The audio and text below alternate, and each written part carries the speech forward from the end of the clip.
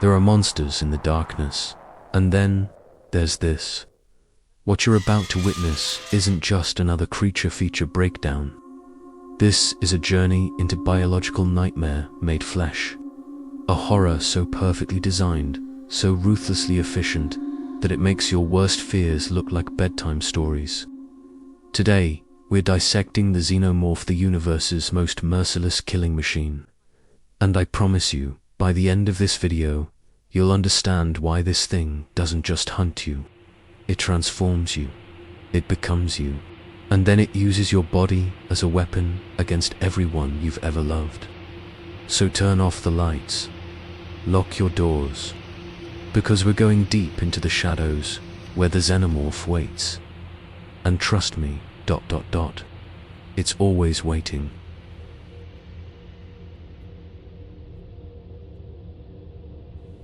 Picture this. You're exploring a derelict spacecraft. Your footsteps echo in the darkness. Your breath fogs in the cold air. And then you see it, a chamber. Walls covered in biomechanical architecture that looks grown rather than built. And scattered across the floor like ancient burial urns are dozens of leathery, pulsating eggs. These aren't ordinary eggs. These are Overmorph's living time bombs wrapped in organic leather. And here's what makes them truly terrifying.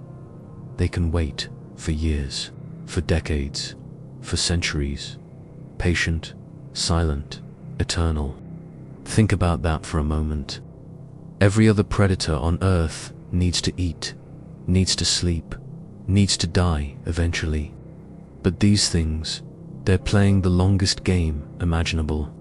They're betting on the fact that eventually some foolish creature will stumble into their web. And they're always right.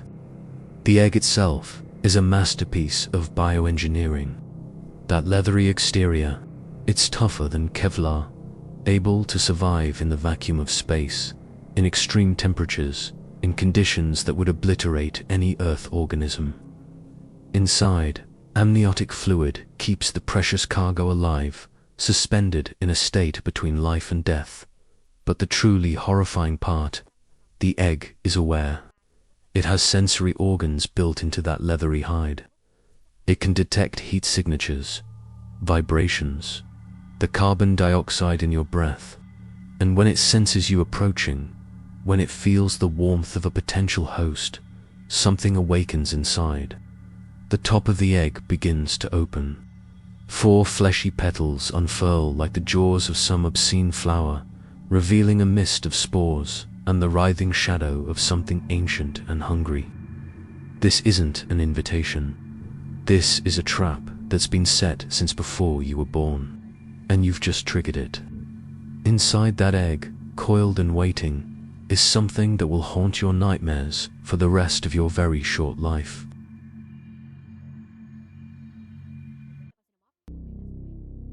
What emerges is blasphemy given form. The Facehugger is approximately the size of a human hand, but that comparison does it no justice.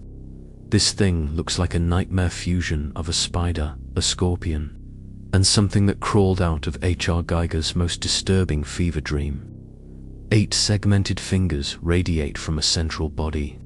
A long, muscular tail whips behind it with violent purpose. And underneath, barely visible, is a proboscis that will soon be forced down your throat. Here's what makes the Facehugger so utterly terrifying. It has one function, one single biological imperative encoded into every cell of its being, and it will accomplish that function or die trying.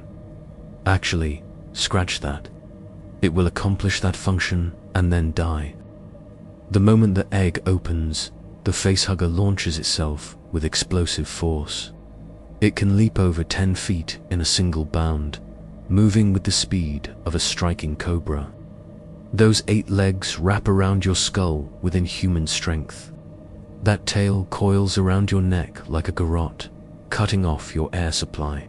You can't breathe. Panic sets in. Your mouth opens to gasp for air. And that's exactly what it's been waiting for. The proboscis, a tube of organic tissue lined with muscles and dripping with numbing enzymes, forces its way past your teeth, down your throat, into your stomach. You're choking, drowning on dry land, feeling this thing violating your body in the most intimate way possible, and then it begins. Now here's where it gets truly insidious. Let's say someone finds you. Let's say your crew members rush in, try to help, try to cut this nightmare off your face.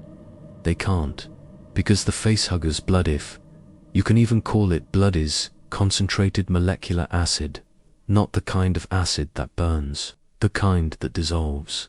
Metal, plastic, flesh, bone, everything. Cut into it with a knife, and that acid sprays out, melting through the deck plates of your ship. Keep cutting, and you'll drill through hull after hull, until you breach the outer shell and everyone gets sucked into space. So your friends can only watch, helpless, horrified, as this thing pumps something into your body. What's it pumping? An embryo, yes, but also a paralytic agent to keep you subdued, oxygen to keep you alive, mutagens to rewrite your cellular structure. It's not just implanting an alien organism. It's preparing you, transforming you into the perfect incubator for what comes next. The process takes hours, maybe a full day, and when it's finished, when the Facehugger has completed its singular purpose, it simply ... releases. It drops off your face, crawls away, and dies. Its life has meaning only in that one moment of reproduction. After that, it's biological refuse. You wake up, your throat hurts. You might have some memory of the attack, or maybe it's all a blur. Medical scans show nothing unusual. You feel fine. You are not fine, because something is growing inside you, and it's hungry.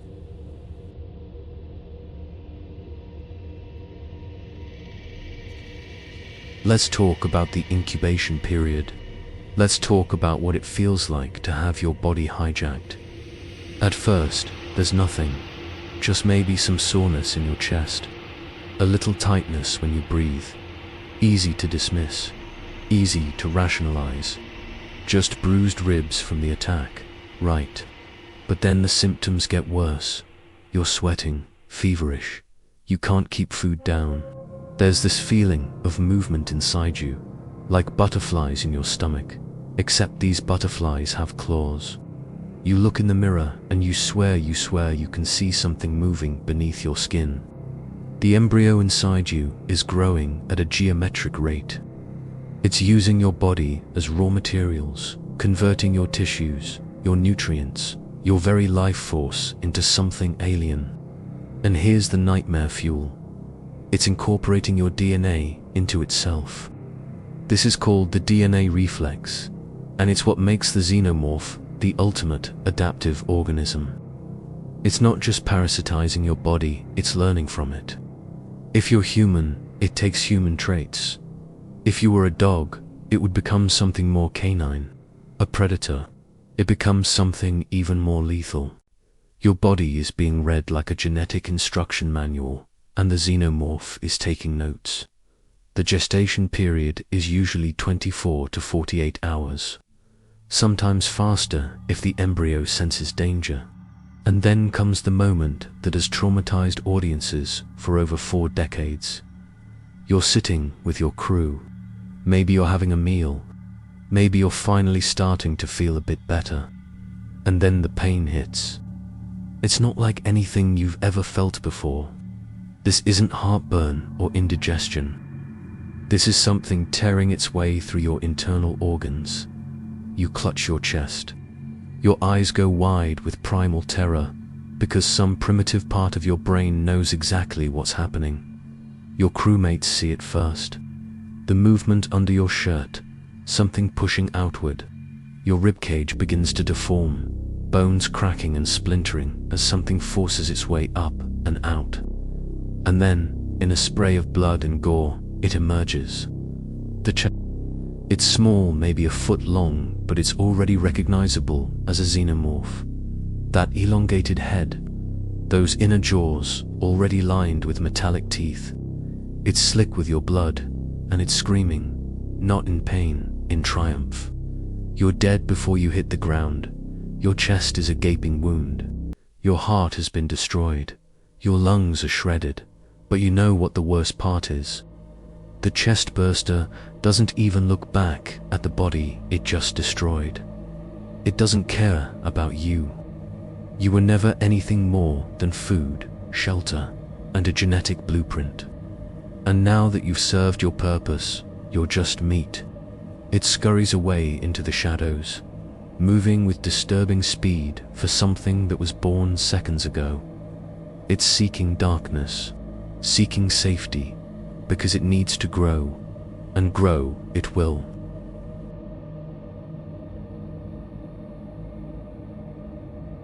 The transformation from Chestburster to adult Xenomorph is one of the most rapid growth cycles in all of biology, fictional or otherwise. In just 4 to 6 hours, this tiny serpentine creature sheds its skin and undergoes a metamorphosis that would make a butterfly jealous.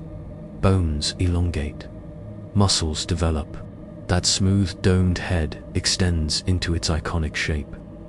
The carapace hardens into a black exoskeleton that can shrug off small arms, fire. And when it's complete, when it stands fully grown in the darkness of your ship or your colony or your world, you're looking at something that nightmares are afraid of.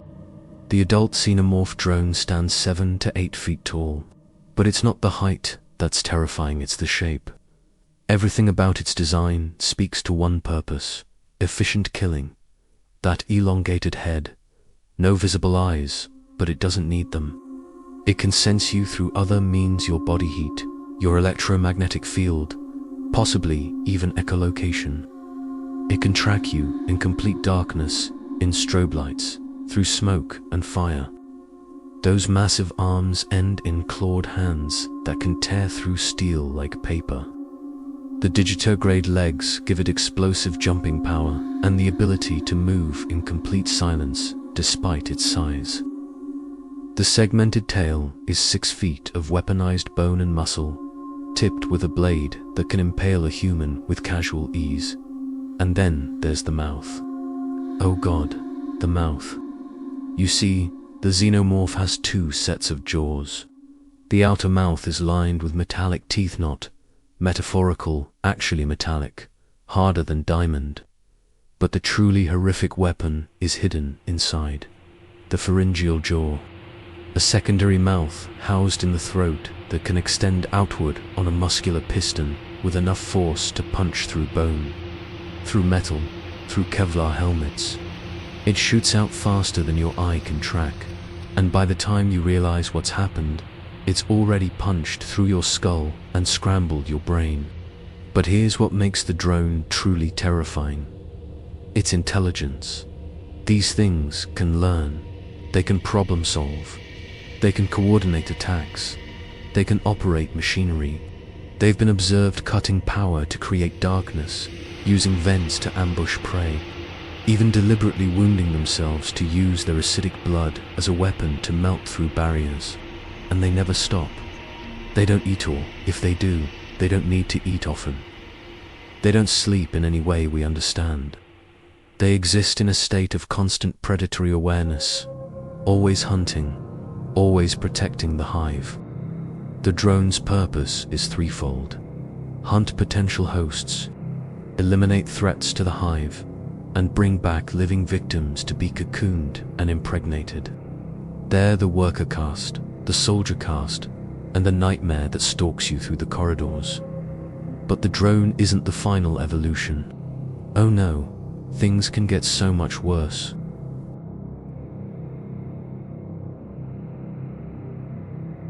Under certain circumstances, the Xenomorph can evolve even further. If a hive finds itself without a queen, hormonal changes trigger certain drones to undergo another transformation. They become Praetorians. These are the Royal Guard, standing 9 to 10 feet tall, with reinforced head crests, like medieval helmets and armor plating, that can withstand explosive rounds. They're stronger, faster, more aggressive than drones. And their sole purpose is to protect the Queen at all costs. And then there's the Queen herself. If the drone is a nightmare, the Queen is an apocalypse. She can grow to over 20 feet tall and 40 feet long, a towering mass of biomechanical horror that makes the drones look like children. Her head bears a massive crown-like crest. Her body is armored with overlapping plates of reinforced chitin. She has 4 arms instead of 2, each one capable of tearing an APC in half. But here's the thing that makes the Queen so terrifying. She's intelligent. Not just clever, truly intelligent. She can plan, she can remember, she can feel rage, grief, and what appears to be genuine maternal instinct for her hive. The Queen's primary function is reproduction. Attached to her body is a massive ovipositor, egg-laying organ that can produce hundreds of eggs over time. She is literally the mother of the entire hive, the biological engine that drives xenomorph expansion. But don't mistake her for helpless if threatened. The Queen can detach from that ovipositor and become one of the most lethal combatants in the entire franchise. She's fast, terrifyingly fast for something so large. She's strong enough to tear through bulkheads. And she's motivated by pure, primal fury. There's a scene in the movies where a queen watches her eggs being destroyed, and you can see it in her body language. This isn't an insect responding to stimuli. This is rage. This is revenge. This is a mother watching her children die, and she will tear apart the entire universe to punish the one responsible.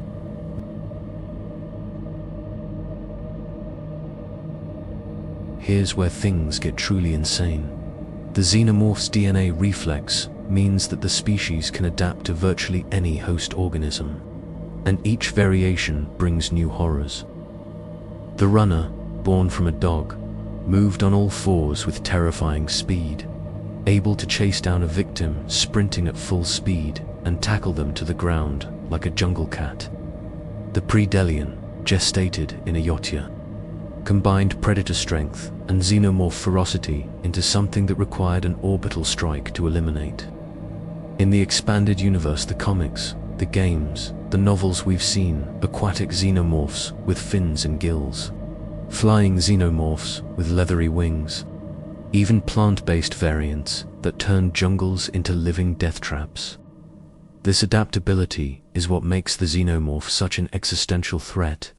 It doesn't matter if you're on a space station, a jungle planet, an underwater colony, or a frozen wasteland. The xenomorph will find a way to adapt, to survive, to propagate. Give it a single egg, just one, that's all it needs. One egg becomes one facehugger. One facehugger creates one chestburster. One chestburster becomes one drone. One drone, given time, can evolve into a queen. And one queen can produce thousands of eggs, from a single egg to a planetary infestation in a matter of weeks.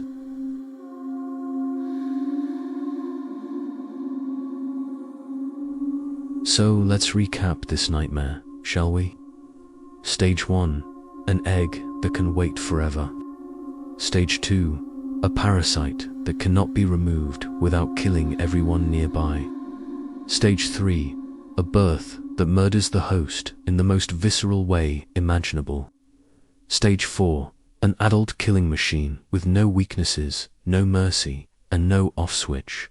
And if that wasn't enough, they can adapt to any environment, learn from their experiences, coordinate as a hive mind, and reproduce at an exponential rate. This is why the Xenomorph has endured for over 4 decades as cinema's premier monster. It's not just scary, it's philosophically terrifying. It represents the ultimate violation of bodily autonomy. The nightmare of pregnancy turned into a weapon. The fear of being consumed from within. The horror of your own body betraying you. In space, no one can hear you scream. But the Xenomorph doesn't care about your screams anyway. It only cares that you have a rib cage it can burst through and DNA it can steal. Sweet dreams.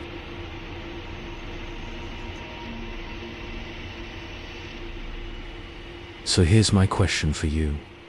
Which stage of the xenomorph life cycle terrifies you the most? Is it the patient horror of the egg? The violating nightmare of the facehugger? The visceral body horror of the chestburster? Or the perfect killing machine that is the drone? Let me know in the comments. And if you know of any xenomorph variants from the comics or games that deserve their own deep dive, tell me about those too. If you survived this video, make sure to hit that like button and subscribe for more horror breakdowns of sci-fi's greatest monsters. Next time, we might be looking at the Thing, or perhaps the necromorphs from Dead Space. Until then, remember, in the darkness of space, the xenomorph is waiting, and it's always hungry. Stay safe out there.